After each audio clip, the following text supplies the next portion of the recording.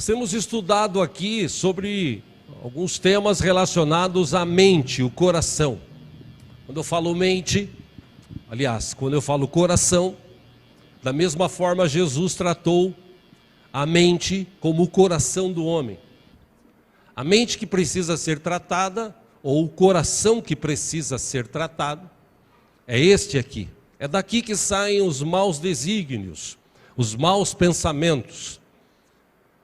E nós tratamos aqui sobre um coração endurecido. Como existem pessoas hoje em dia que têm um coração endurecido para a palavra. Por mais que você fale de Jesus, por mais que você fale para que essa pessoa mude, ela tem um coração muito duro, muito fechado. Tratamos sobre isso. Tratamos também sobre um coração adorador. Aquele coração que reconhece que tem um Deus, um ser supremo acima de todas as coisas. E merece adoração, que merece louvor. Tratamos também sobre um coração sábio. Como precisamos de pessoas sábias nos nossos dias. Como eu disse aqui semana passada, vivemos num tempo de pessoas muito inteligentes, mas com pouca sabedoria. Precisamos de mais pessoas sábias. E hoje, tema de hoje, um coração arrependido. E o que é ter um coração arrependido? Primeiro eu quero citar um texto que tem sido muito citado, falado, lido ultimamente. 2 Crônicas 7:14. Acompanhe aqui no telão. É um texto clássico da Bíblia. Se o meu povo, que se chama pelo meu nome, se humilhar e orar, buscar a minha face e se afastar dos seus maus caminhos, dos céus o ouvirei, perdoarei o seu pecado e curarei a sua terra, ou em algumas versões, sararei a sua terra.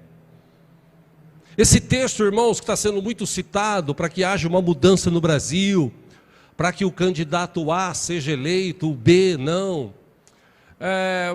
Sinceramente, como eu falei domingo passado aqui, eu não acredito em coisa assim de última hora. Mesmo porque esse texto aqui foi escrito na época do rei Salomão. Eu não vou falar sobre isso, é só um adendo para você entender o que é coração arrependido. Salomão construiu um templo maravilhoso, lindo, fantástico, dentro das medidas que Deus havia passado, com toda a riqueza que o seu pai havia juntado, riquezas em ouro, prata, bronze, madeira, enfim, ele construiu um templo maravilhoso. Se você ler em 2 Crônicas, a descrição é tremendo, é grande, é grandioso, é bonito, é imponente. E quando ele reúne o povo e vai apresentar-se diante de Deus com o povo, ele ora e ele fala: Senhor, está aqui. Antigamente o Senhor estava habitando em tabernáculos, daqui que tirava, ia para lá, tirava de lá, ia para acolá.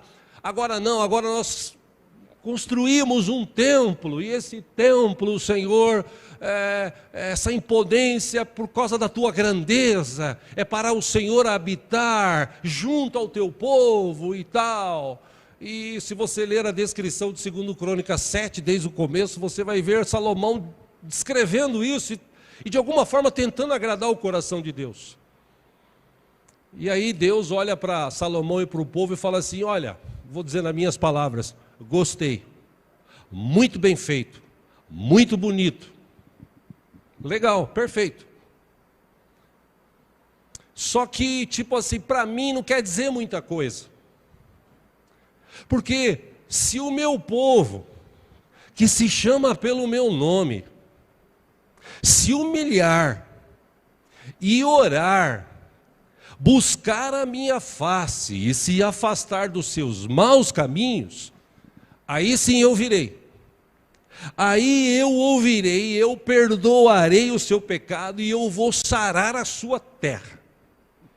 Ou seja, existem alguns passos, não é só ter um templo bonito que vai mover o coração de Deus para que Ele abençoe as pessoas. Deus não se deixa levar por coisas lindas, tremendas, maravilhosas. Deus se deixa levar por um coração arrependido, um coração contrito. E se você olhar e ler este texto, reler, segundo a Crônica 7, o capítulo 6, 7, a continuidade no 8, você vai ver que o povo, como povo, sempre estava afastado do Senhor. Então agora chega um momento de dificuldade, um momento crucial para a nossa nação, agora, nossa nação. Aí todo mundo resolve orar, jejuar. Pô, legal, bacana, orar, jejuar, isso é bom. Mas por que só agora, na hora que precisa? Por que que antes não se humilhou? Por que que antes já não buscou a face do Senhor? Ou seja, eu não me deixo muito enganar por essas situações. Vamos orar, oração, meus irmãos, é algo que a gente tem que praticar todos os dias. Todo dia eu tenho que orar, eu tenho que buscar a face do meu Deus, eu tenho que me humilhar debaixo da potente desse meu Deus. Se eu puder, eu até tenho que jejuar. Por quê? Porque eu dependo desse Deus, eu amo esse Deus, eu vou provar para Ele que eu não estou de olho nas suas mãos, eu estou de olho na sua grandeza, na sua existência, no seu amor, na sua misericórdia. Isso é um coração arrependido.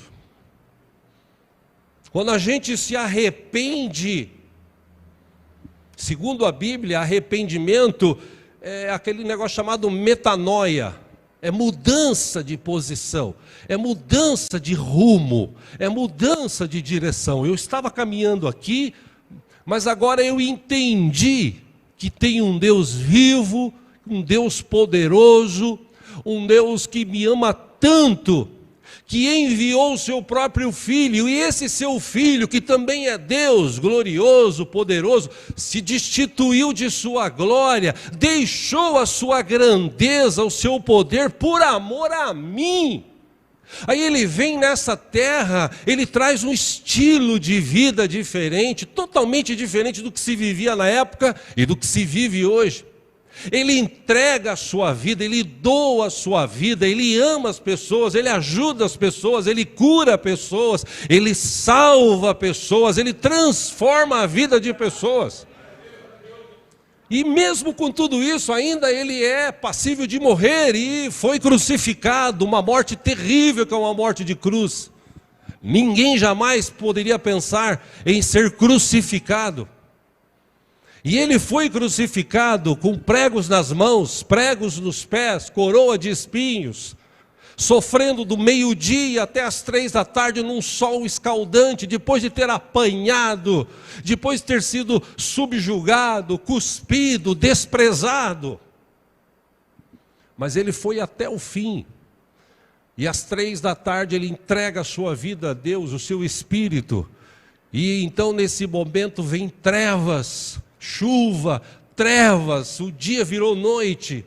O véu daquele templo que foi construído para viver aquele momento super especial dos sacerdotes com Deus e tal, porque só o sacerdote purificado podia adentrar no chamado Santo dos Santos para levar o sacrifício do povo, e o povo ficava esperando a resposta. Será que Deus perdoou? Será que Deus não perdoou? A gente está aqui, será que nós nos arrependemos mesmo? E aí quando Jesus morre, a história diz que aquele véu, o vento foi tão forte que ele se rasgou, mostrando que agora não precisa mais daquele momento, agora não precisa mais de templos. Deus não habita mais em templos feitos por mãos humanas. Deus passou a habitar dentro de nós através do seu Espírito. Então essa habitação dentro de nós, quando nós nos arrependemos, nos leva a mudar de vida, nos leva a mudar de pensamento, nos leva a mudar do jeito que a gente fala. Se eu xingava, eu não xingo mais. Tenho vontade, mas não xingo. Se eu pecava, vivia na prática do pecado, vamos dizer assim, hoje eu já não vivo mais. Se eu antigamente tinha desejos escusos, hoje eu não tenho mais. Por quê? Porque eu me arrependi daquela vida de pecados que eu levava, e agora eu vou viver uma nova vida em Cristo Jesus. Por isso que o apóstolo Paulo definiu, bem definido essa vida. O apóstolo Paulo, ele disse: agora, quem está em Cristo, nova criatura, nova vida, nova pessoa, nova existência é. E de que forma isso fica claro? As coisas velhas passam, tudo se faz novo. E talvez por isso o evangelho hoje é tão desdenhado, tão desacreditado. Por isso que tem muitas, talvez, pessoas hoje desmotivadas. Porque tem muito cristão, ou pessoas que se dizem cristãs, que não se arrependeram. Foi um momento um leve momento, momentâneo. Ou momentaneamente aquela pessoa decidiu: eu não quero mais essa vida, eu quero viver uma nova vida. Mas a semana veio, o momento veio, e o pecado estava tão incrustado, estava tão dentro da vida dele, que ele não conseguiu largar do pecado. Quem se arrepende tem uma atitude diferente. E essa atitude é uma atitude que ele procura agradar a Deus. Poxa, a coisa mais gostosa do mundo é você, de alguma forma, agradar a Deus. Mesmo que eu não consiga agradar a Deus, Deus vai continuar me amando, porque Deus me ama, Deus te ama, do jeito que eu sou, do jeito que você é. Mas é fato, irmãos, que nós podemos melhorar. Só que para a gente melhorar na nossa vida, viver uma vida mais saudável, a gente precisa se arrepender de muita coisa que nós fazemos, falamos, praticamos. O arrependimento, segundo a Bíblia, segundo Jesus, o arrependimento é uma condição essencial para que haja salvação. Jesus começou o seu ministério ensinando pessoas e dizendo o seguinte, acompanhe aqui em Mateus, capítulo 3, versículo 2, Jesus dizia: arrependam-se, pois o reino dos céus está próximo. Arrependam-se. O reino dos céus está próximo. A vida que Deus quer que vocês vivam, a vida diferente que tem nos céus, está próxima de vocês.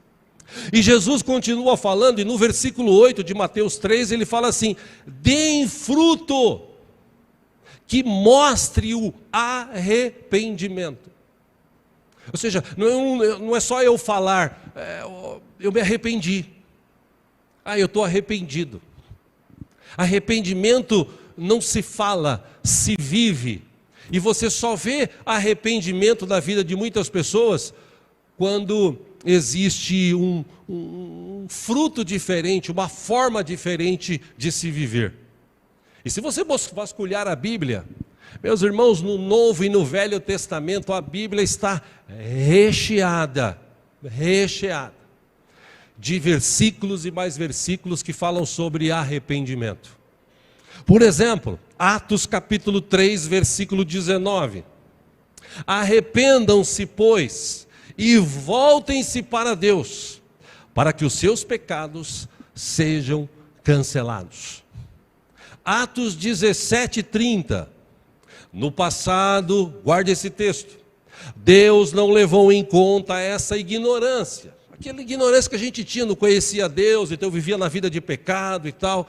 Deus não levou em conta essa ignorância. Mas agora, ordena que todos, em todo lugar, se arrependam. 31, pois estabeleceu um dia que há de julgar o mundo com justiça, por meio do homem que designou. E deu provas disso a todos, ressuscitando-o dentre os mortos. Está falando de Jesus, da sua ressurreição. Ele morreu para nos dar vida e vida com abundância. Ele morreu, mas ressuscitou. Ele voltou aos céus. Ele está de novo com todo o poder e glória. E ele vai voltar para buscar a sua igreja lavada e remida pelo seu sangue. Ponto. No Velho Testamento, em Ezequiel capítulo 18, versículo 30, Deus falando através do profeta para aquela nação: portanto, a nação de Israel, eu os julgarei, a cada um de acordo com os seus caminhos. Palavra do soberano, o Senhor. Arrependam-se, desviem-se de todos os seus males, para que o pecado não cause a queda de vocês. Versículo 31, livrem-se de todos os males que vocês cometeram, e busquem um coração novo e um espírito novo. Porque deveriam morrer, ó nação de Israel? Versículo 32, pois não me agrada a morte de ninguém. Palavra do soberano, o Senhor. Arrependam-se e vivam. Deus tem plano de salvação para toda a humanidade, todos. Mas nem todos querem se arrepender. O salmista Davi, no Salmo 34, 18, escreveu: o Senhor está perto dos que têm o coração quebrantado e salva os de espírito abatido. Ou seja, arrependimento é algo que eu e você decidimos, nós decidimos nos arrepender. Nós entendemos o propósito de Deus. Nós buscamos em Deus viver uma nova vida, que vez ou outra nós vamos cometer alguns pecados, vamos cometer algumas falhas, sim. Mas nós já não vamos mais viver naquela prática do pecado, naquela vida antiga. Nós vamos viver na presença de Deus, nós vamos buscar a presença de Deus, nós vamos nos alegrar na presença do Senhor. É por isso que existe igreja. A igreja existe para a gente estar junto. Aqui é um lugar onde existem pessoas arrependidas dos seus pecados, da sua velha vida, que estão vivendo agora uma nova vida, uma vida de fé, de amor, uma vida de comunhão, uma vida de alegria, uma vida de prazer, na presença desse Deus. Ou seja, é preciso ter esse entendimento. E é incrível como o diabo consegue enganar pessoas, iludir pessoas, levar pessoas para longe de Deus. O diabo, ele é astuto. Como eu já disse aqui outras vezes, ele é muito bom naquilo que ele faz. Ele está aí há milhares de anos rondando esta terra. Ele conhece os trejeitos do ser humano. Ele não conhece o nosso pensamento, mas só de ele olhar para você, o jeito que você olha, o jeito que o teu rosto fica, se feliz, se triste, se depressivo, se alegre, ele sabe, ele conhece, ele consegue definir. Se os homens conhecem, imagina o diabo e os seus demônios.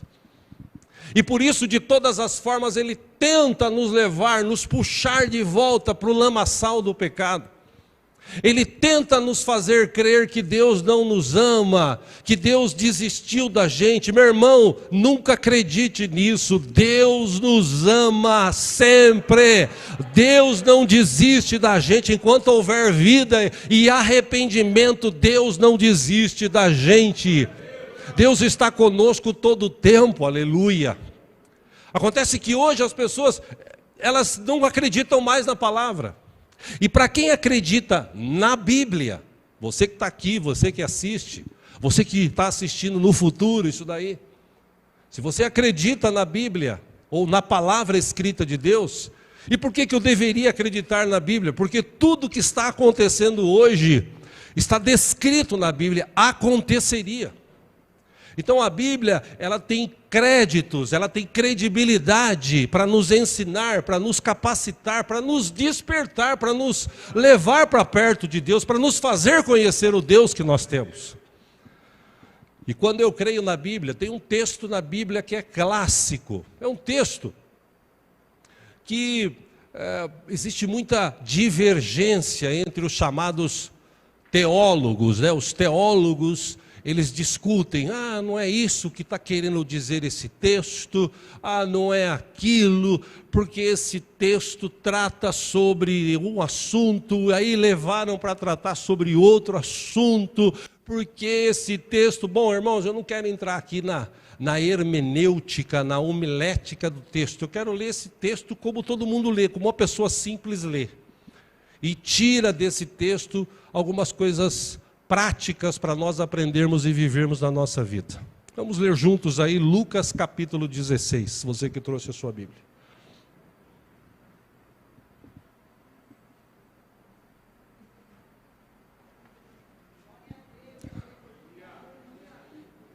Glória a Deus, Deus é bom.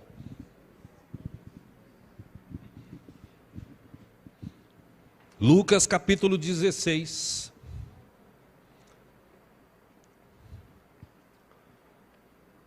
Jesus, se você ler o contexto de todo o capítulo, ele está tratando com os fariseus, aqueles hipócritas, doutores da lei da época, que se achavam os bambamãs, os melhores que todo mundo e tal. No contexto, Cristo está tratando com eles, alguns assuntos. E para fazê-los entender sobre essa questão que Jesus ensinava muito, olha o teu próximo, ajuda o teu próximo, reparte um pouco do que você tem com o teu próximo, tenha misericórdia do teu próximo. Aí uma vez perguntaram, Senhor, já que o Senhor está falando para a gente ajudar o próximo, quem que é o nosso próximo? Quem é o meu próximo? Aí Jesus conta uma outra história, uma outra parábola, que é uma história comparativa. Ele fala, olha, tinha um rapaz que estava passando por um caminho, aí ele foi, os bandidos chegaram, os ladrões, e roubaram-no, e bateram, e deixaram ele caído lá no chão. Aí passou, depois disso, ele estava lá caído no chão, passou um sacerdote. Puxa, quando Jesus falou isso, os caras já ficaram assim, né? Pensaram, está falando com a gente. Passou um sacerdote, olhou, deixa ele lá. Aí passou um levita, um músico da época, né? Olhou também, deixou ele lá. Aí Jesus fala, aí passou um samaritano. Pronto, foi a palavra mágica. Que judeu e samaritano, eu já expliquei isso há 2 domingos atrás, não se davam. Apesar dos dois serem judeus, os samaritanos eram descendentes de judeus. Aí o que fez o samaritano? Ele parou. Ele cuidou, ele pegou o óleo que eles usavam, untou o rapaz, colocou no seu animal, levou para uma hospedaria próxima, deixou ele lá, falou para o cara, cuida dele, eu vou para o lugar onde eu tenho que ir, quando eu voltar, se tiver, vou deixar pago, se tiver mais alguma despesa eu pago na volta. Aí Jesus pergunta para eles, e aí, quem é o próximo? Quem foi o próximo aí? Aí eles falam, né, o próximo foi aquele, né? E Jesus tratando esse povo, agora no livro de Lucas, essas pessoas que queriam pompa, riqueza, poder, posição. No capítulo 16, versículo 19, ele conta uma parábola. Lembrando que parábola é uma história comparativa. E é a única parábola entre várias que Jesus contou que ele põe nome, ele dá nome. Versículo 19, havia um homem rico que se vestia de púrpura e de linho fino e vivia no luxo todos os dias. Olha o que Jesus está falando, aquele cara, ele era rico, se vestia de púrpura e linho fino e vivia no luxo todos os dias. Pausa aí, meu irmão, se você puxar da história, não tem um tempo para ficar falando aqui. Quem sabe um dia a gente estude só sobre este assunto. Mas uma pincelada aqui, naquela época, o cara que usava púrpura e linho fino, ele tinha que ter muito dinheiro, mas muito dinheiro, para viver e usar uma roupa e algumas coisas que eles usavam na época, desse naipe aqui, para você ter uma ideia. Versículo 20. Diante do seu portão fora deixado um mendigo chamado Lázaro, coberto de chagas, Provavelmente aquele rapaz, esse homem, ele deveria estar todo cheio de lepra, com o corpo todo machucado.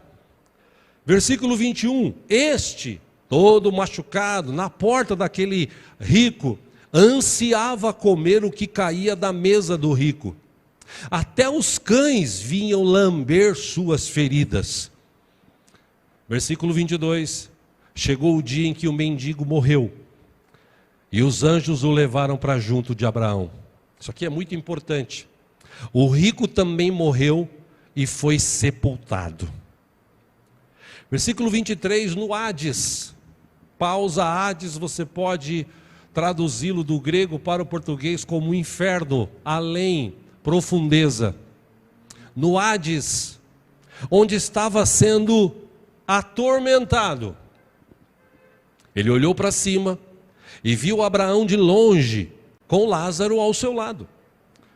Versículo 24, então chamou: pai Abraão. Poxa, ele conhecia Abraão, ele tinha ouvido falar ao menos de Abraão.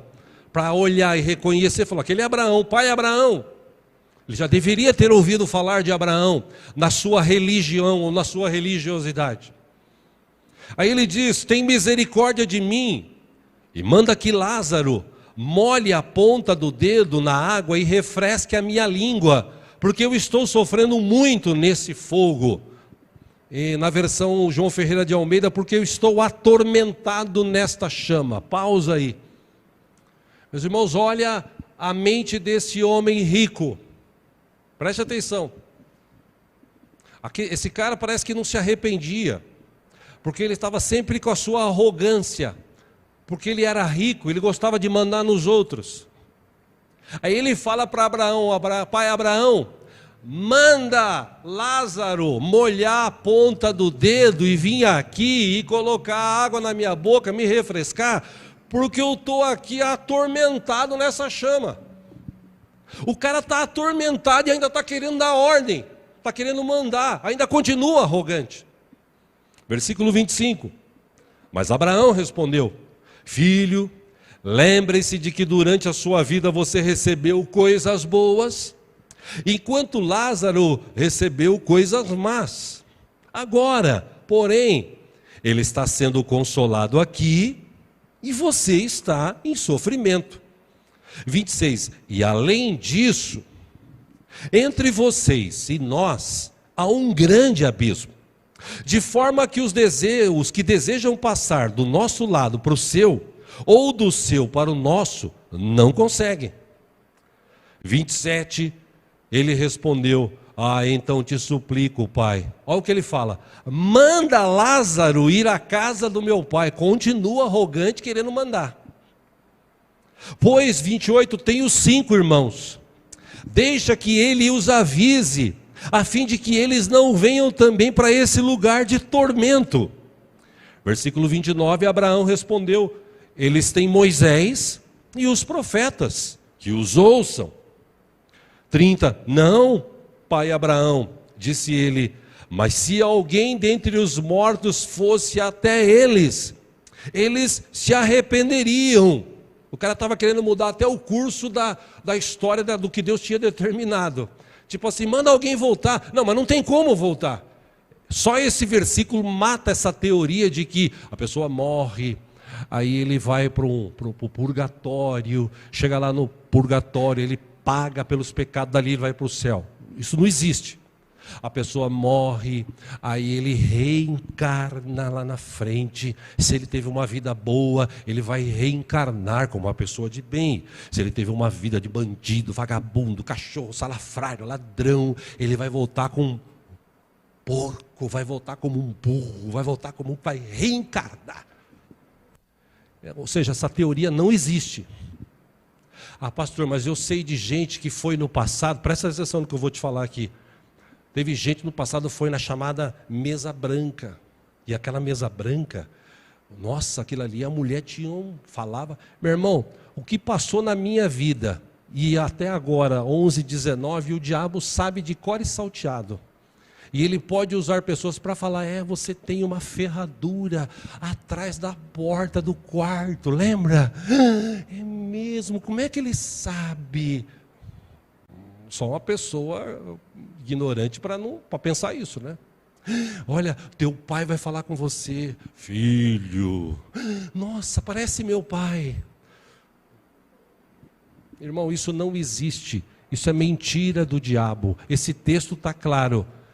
Quem morreu não tem como voltar para cá. Ponto. Versículo 31 agora. Abraão respondeu: se não ouvem a Moisés e aos profetas, tampouco se deixarão convencer, ainda que ressuscite alguém dentre os mortos. Só até aí. Algumas verdades a gente pode tirar desse texto. Como eu disse, eu não vou aqui discutir a profundidade do texto, tipo, o que Jesus estava querendo dizer, ou tratar com aqueles homens de lei, com aqueles fariseus, hipócritas, se existe céu, se existe inferno, porque hoje em dia existe essa máxima: o inferno é aqui. Você já ouviu falar isso? Sim ou não? O inferno é aqui. Meu irmão, se o inferno fosse aqui, estava tudo bem. Tudo bem. Porque aqui, mesmo se o inferno fosse aqui, você está comendo, você está assistindo televisão, você está dormindo, você vai na praia. Sim ou não? Poxa, que inferno bom. Mas Jesus está dizendo que tem um lugar, um Hades, que quando o rico chegou lá, e também quero deixar claro aqui, que não é porque o cara era rico, foi para o inferno, e o pobre foi para o céu. Não, não é isso que o texto quis dizer. Como eu disse, Jesus estava querendo tratar alguma coisa no coração daqueles homens. E esse homem rico era a figura daqueles homens, que eram ricos, poderosos, mas os pobres, os necessitados, os doentes, eles deixavam de lado. Eles tinham a sua religião e era eles e eles, os mais fracos, os pobres, os miseráveis, os doentes, que se dane. Então Jesus estava tratando isso na vida deles. Aí esse rico que viveu a sua vida comendo do bom e do melhor, bebendo do bom e do melhor, ele não estava nem aí para o coitado do Lázaro. E o texto diz que Lázaro queria comer até migalhas que caíam da mesa do rico, ou alguma coisa que caía. Sabe qual era o costume daquela época? Havia um costume das pessoas, eles pegavam, eles não tinham guardanapo, eles não usavam esses guardanapos que nós usamos, e às vezes pano. Eles pegavam um pedaço de pão, limpavam a boca e jogavam no chão. Era esses pedaços que os mendigos queriam comer.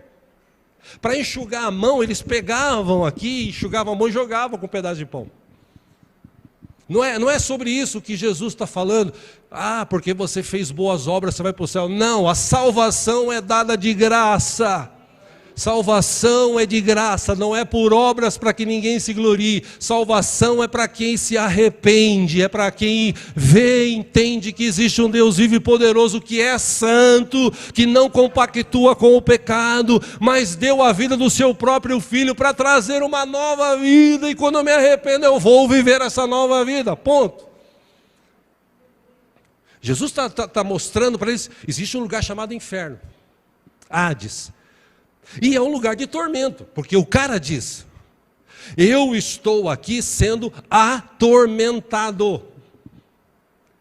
E por mais que você diga assim: poxa, eu estou sendo atormentado por aquela pessoa lá no meu trabalho. Meu irmão, você não sabe o que é tormento. Deus me fez viver com uma família que é um tormento. Você não sabe o que é tormento. Tormento, esse cara está vivendo no inferno. E quem já foi para lá está vivendo também. Ele chegou lá e ele disse assim: Pai Abraão, tem misericórdia de mim. Porque o lugar que eu estou aqui, eu não estou suportando viver aqui entre essas chamas. Como eu disse, algumas coisas a gente aprende desse texto. A gente não pode mais perder tempo e brincar com a nossa salvação. A gente tem que aprender algumas coisas importantes para nós vivermos atualmente aqui, hoje, agora, século 21. outubro, dia 30 de 2022. Não é a eleição que vai separar a gente, como muitas famílias começaram a discutir, a brigar. Não é o trabalho que vai tomar o nosso tempo e a gente acaba se esquecendo de Deus, ou os prazeres. Até um pastor amigo meu, ele falou algo na quinta-feira que me fez pensar. Ele falou assim: pastor, se o candidato B ganhar, e se for a vontade de Deus, para o povo aprender a despertar e a orar mais e voltar para a igreja, porque o povo crente hoje, ele é muito sossegado. Ele falava para mim: o cristão de hoje é muito sossegado. O cristão de hoje, ele não vai na igreja, ele não ora, ele não jejua, ele não evangeliza, ele não entrega folheto, ele não faz. O cristão de hoje é uma mamata ser crente hoje. Uma mamata. O cara vai na igreja de domingo, quando vai, é uma mamata ser cristão hoje. Então talvez até, se a situação piorar, é capaz das pessoas despertar e orar mais. Porque quando está tudo bem, povo é povo. A história da Bíblia nos mostra isso. Quando está tudo bem, então eu vou curtir minha vida. Deus, igreja, a obra do Senhor é secundário, eu vou viver minha vida. Então, o que Jesus está dizendo? Gente, não perca tempo. Eu não estou dizendo que você não pode viajar, eu não estou dizendo que você não pode ter sua vida, seu trabalho. O que eu quero te mostrar é que você precisa definir o que é prioridade para você. O mundo hoje está nessa situação porque a maioria dos pais não levam os seus filhos para a igreja. E quando levam, não são um modelo de cristão para eles. Porque se você for um modelo de cristão para o teu filho, mesmo que ele venha se desviar, ele nunca vai poder dizer que ele nunca teve um exemplo para ele. Não, meu pai, ou a minha mãe, minha mãe, serva de Deus. Como dia desses eu vi um testemunho de dois camaradas, dois rapazes jovens, que foram presos. E antes de serem presos, eles eram desviados. E um belo dia, antes de serem presos, eles foram, o pai e a mãe faleceram. Foram no velório, no enterro e tal, e depois de uma semana eles foram no quarto. Pouco eles iam no quarto dos pais. E quando eles entraram no quarto dos pais, eles viram lá perto da cama marcas, acho que nos tapetes, marcas assim, buracos. Que o pai e a mãe se dobrava todo dia e orava: Deus tem misericórdia dos nossos filhos. Eles disseram que quando viram aquilo, eles tremeram, eles se arrependeram, eles voltaram para Cristo, eles se entregaram. Eles estão presos, mas estão arrependidos agora, pelo menos na presença do Senhor. Por quê?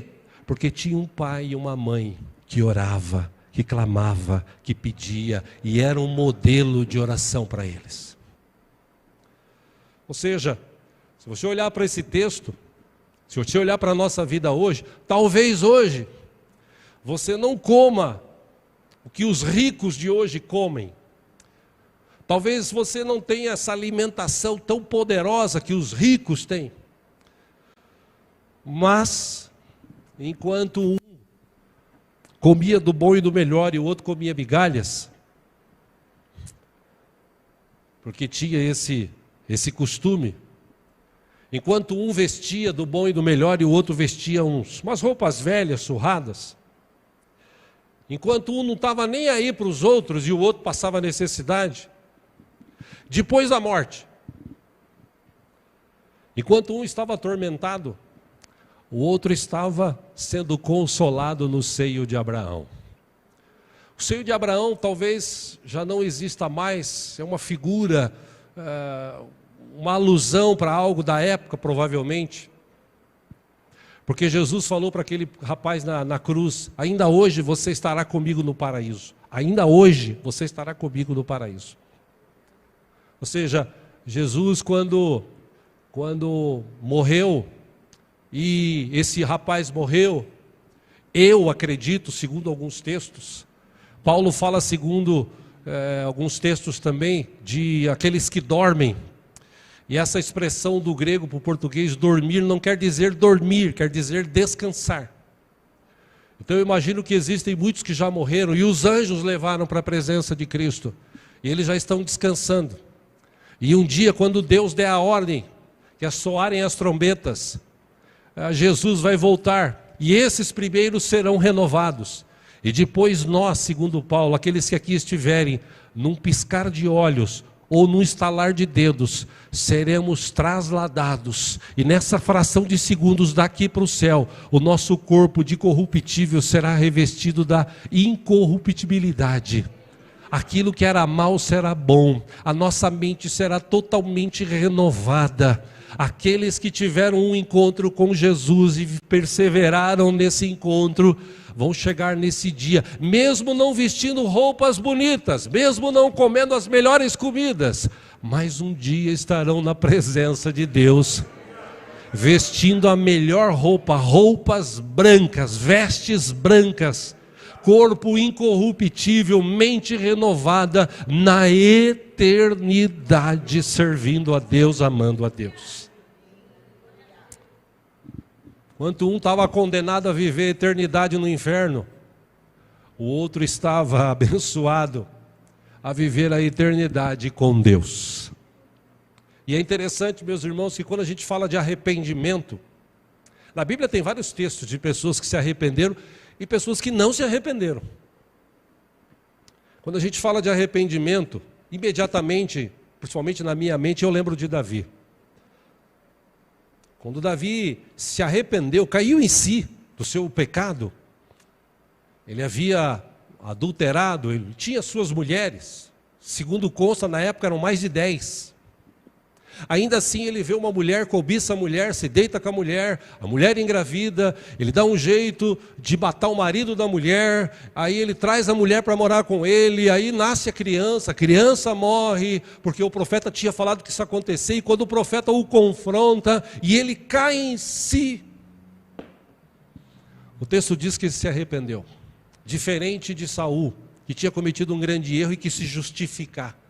E a pior coisa do mundo quando a pessoa erra é querer se justificar. O legal é que quando você erra e se arrepende, você fala, não, eu sou réu confesso, eu errei mesmo, pode bater, pode fazer o que você quiser. Salmo 51:1, acompanha aqui, ele escreveu assim, tem misericórdia de mim, ó Deus, por teu amor, por tua grande compaixão, apaga as minhas transgressões. Lava-me de toda a minha culpa e purifica-me do meu pecado. Pois eu mesmo, reconheço as minhas transgressões, e o meu pecado sempre me persegue. Aí ele diz assim, contra ti, só contra ti pequei, e fiz o que tu reprovas. Versículo 4, de modo que justa é a tua sentença, e tens razão em condenar. E outra citação no mesmo Salmo 51, versículo 17, ele disse assim, os sacrifícios que agradam a Deus são um espírito quebrantado. Um coração quebrantado e contrito, ó Deus, não desprezarás. Quando eu li esse texto, o que vem na mente? O que é coração quebrantado? Porque às vezes a gente até vê, ouve em canções. Coração quebrantado é um coração enfraquecido. Segundo o dicionário, é sem forças, é abatido. Quebrantado vem da origem quebrar, rachar. O seu significado de trazer esse abatimento, essa fraqueza, é sinônimo de arrependimento. O coração, quando está quebrantado, você para assim e fala assim, meu, eu errei feio. Eu pequei contra o meu Deus, eu não devia ter feito isso, eu não devia ter falado isso. Por isso que é difícil para muitas pessoas hoje, eu estou terminando aqui, é difícil para muitas pessoas hoje que se dizem cristãs, perdoar. E eu não canso de falar isso, se você não conseguir perdoar aqui as pessoas, você acha que você vai entrar no céu? Ah, pastor, mas a pessoa, irmão, a pessoa fez o que fez.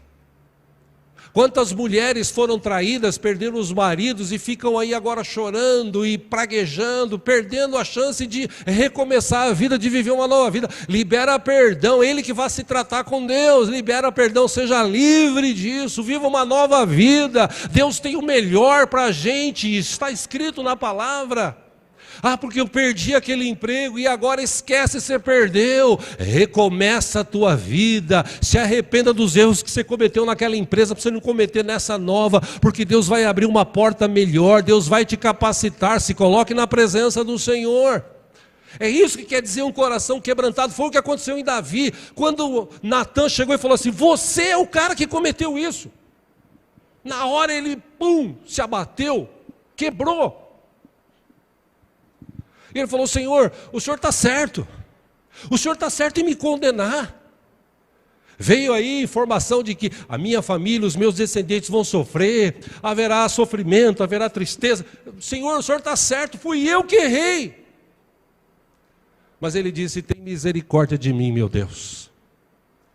Ele não se preocupou com riqueza, com posição. Ele só se preocupou em dizer assim: Deus, por favor, não retires de mim o teu Espírito. Sem o teu Espírito eu não vou conseguir viver.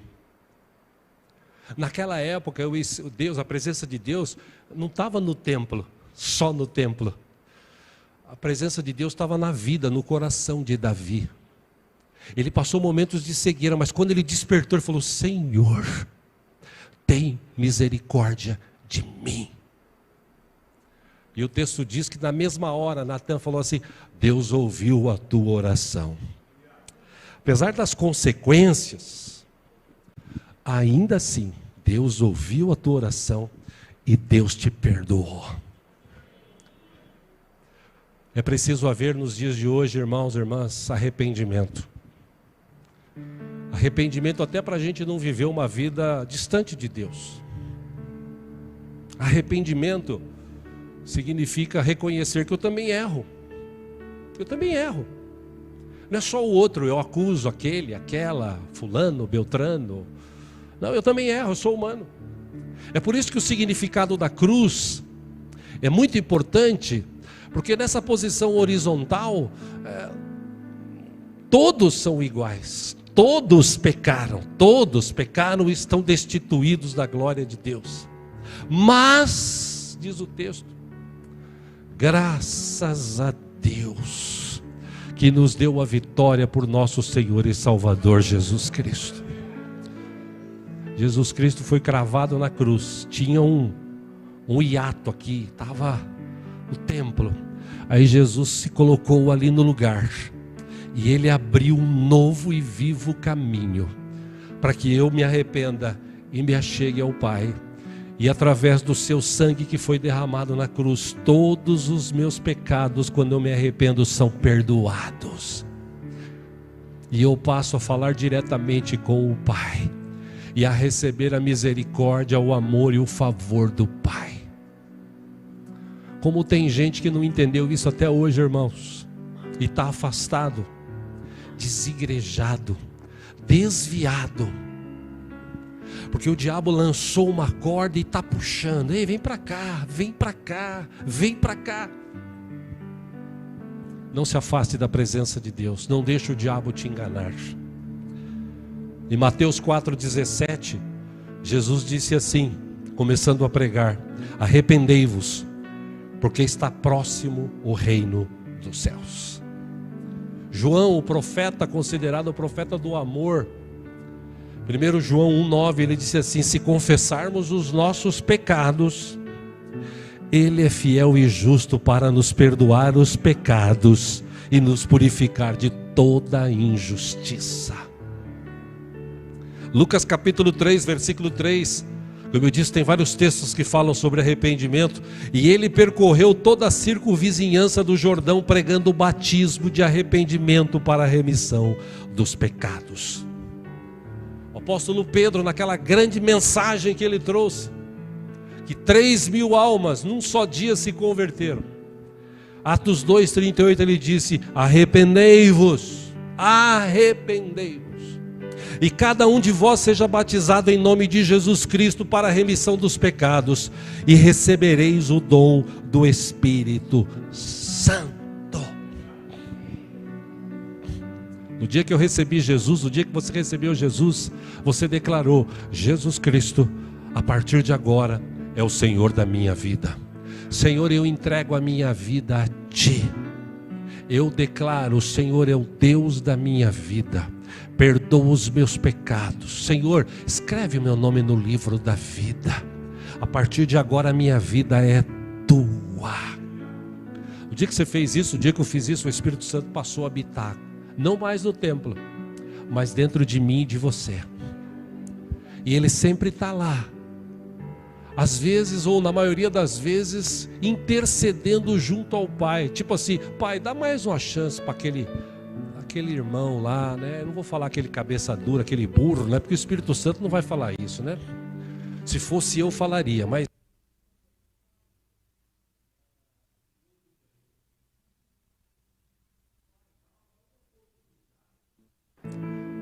dá uma oportunidade para ele. Ele errou, mas dá uma oportunidade, ele vai se arrepender. E ele está lá com gemidos inexprimíveis, intercedendo por mim e por você junto ao Pai.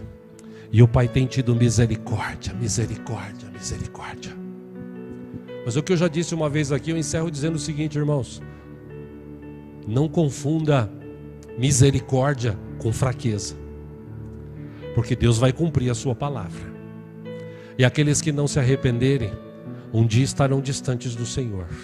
Esse negócio de uma vez Flamengo, sempre Flamengo, uma vez salvo, sempre salvo, não acredita muito nisso não. Senão teria um texto daqui que a gente tinha que rasgar. Mas como a palavra ensina, todo aquele que crer e for batizado será salvo. Será é futuro. No dia, como é que vai estar a minha vida? Como é que está a minha vida hoje? A minha mente, como é que ela está hoje? Ela está renovada? Eu vivo um novo tempo, uma nova mentalidade? Ou eu continuo do mesmo jeito? Só vou na igreja, mas não mudou nada. Quer dizer, houve arrependimento? É sobre isso que eu quero te levar a pensar hoje. Vamos ficar em pé, vamos orar juntos, em nome de Jesus.